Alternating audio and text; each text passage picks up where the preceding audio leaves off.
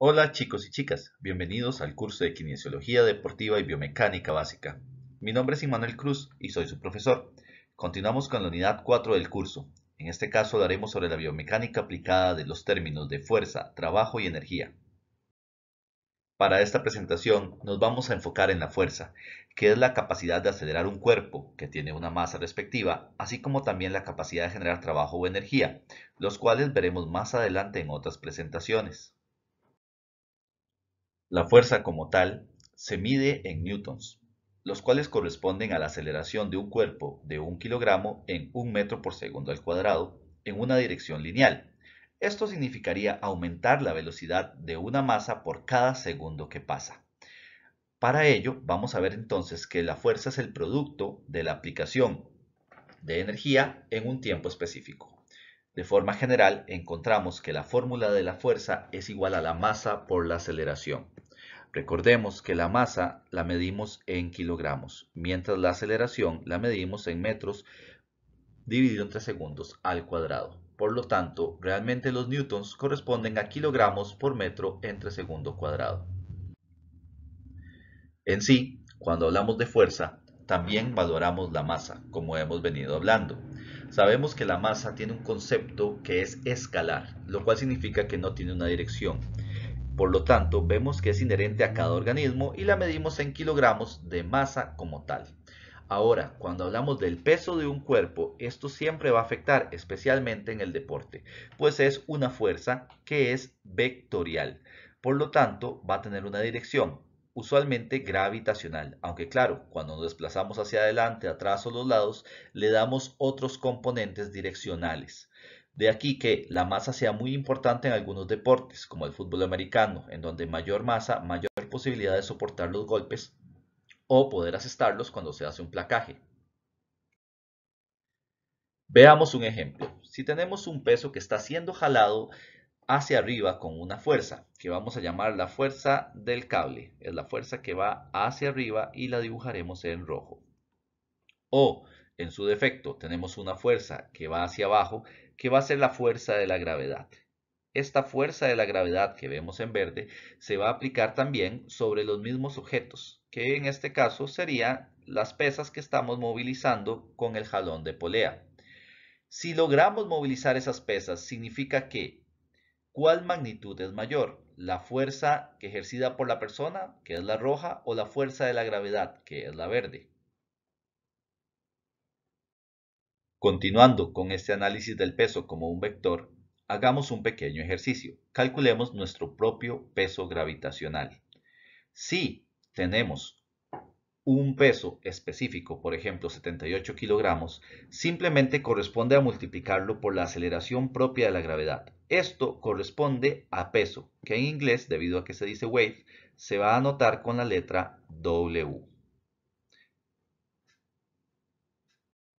Ahora bien, dado que las fuerzas son vectoriales, también pueden generar vectores compuestos. Por ejemplo, siempre tenemos la fuerza de la gravedad sobre nuestros cuerpos y si nos movemos hacia adelante, técnicamente nuestro organismo se mueve hacia abajo y hacia adelante al mismo tiempo, dado que hay dos vectores, adelante y abajo, que están en conjunto. Ahora bien, si tenemos, por ejemplo, un espacio como un partido de balonmano, vamos a ver que tenemos una colisión, donde en este ejemplo el jugador A, que es este que tenemos de rojo, es colisionado por detrás por el jugador B. Habrá una fuerza resultante. El jugador A se desplaza hacia la meta, mientras que el jugador B se desplaza, digamos, en dirección diagonal hacia la zona lateral. Habría una fuerza resultante. ¿Cuál creen ustedes que sea, tomando en cuenta que es vectorial? Reconociendo esto, podemos observar que hay dos tipos de fuerza específicas que vamos a utilizar normalmente en el deporte. La primera es la fuerza normal. Esta es una fuerza vertical que es aplicada perpendicularmente desde las superficies, es decir, si la superficie es horizontal, se va a desplazar verticalmente en un ángulo recto. En el deporte lo aplicamos mucho para la saltabilidad y la absorción del impacto, es decir, una superficie X que vamos a marcar acá en rojo puede ayudarnos a despegarnos de ella aumentando la fuerza normal o puede no ayudarnos a despegarnos de ella, pero sí amortiguar el impacto por medio de la absorción del mismo. Para calcular la fuerza se hace el cálculo de la fuerza aplicado por el índice respectivo, lo cual explicaremos a continuación. Para ver los índices de la fuerza normal, vamos a explicarlos. Primero hablaremos del índice de saltabilidad, el cual es porcentual y se agrega a la fuerza aplicada. Por ejemplo, un 2%, lo cual implica que se aumenta la fuerza aplicada en un 2%. Esto nos va a ser determinado por la deformación previa de la superficie, la cual ayuda y aporta a la acción de la fuerza aplicada. En segundo lugar, vemos el índice de absorción, el cual también es porcentual. Y por ejemplo, encontramos un 24%, lo cual es común, por ejemplo, en las camas elásticas que se utilizan para que los niños salten. Esto implica que hay una disminución de la fuerza recibida sobre el mismo organismo, porque recuerden que, por la tercera ley de Newton, toda fuerza aplicada tiene una reacción opuesta de igual magnitud. Ahora bien, esto tiene que ver con la deformación posterior al contacto. Por lo tanto, si al contactar una superficie ésta se deforma mucho, normalmente tendrá mayor absorción. Ahora bien, algunas superficies, como el cemento, por ejemplo, tienen 0% de absorción, es decir, no se deforman del todo ante un contacto.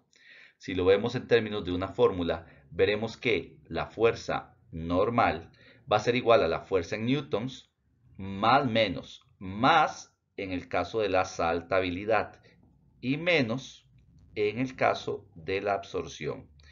Si es un índice de saltabilidad, se va a sumar. Si es un índice de absorción, se va a restar. ¿Y qué se va a restar? El porcentaje de la fuerza en newtons.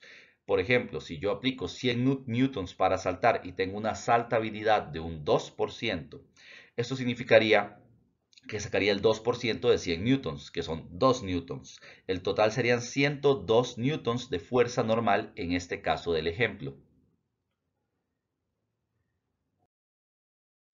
Finalmente, hablaremos de la fuerza de fricción, que, en oposición a la fuerza normal, no va de forma perpendicular, sino que va en paralelo. Es decir, si esta línea negra que tenemos aquí abajo es la superficie, la fuerza de fricción iría en paralelo.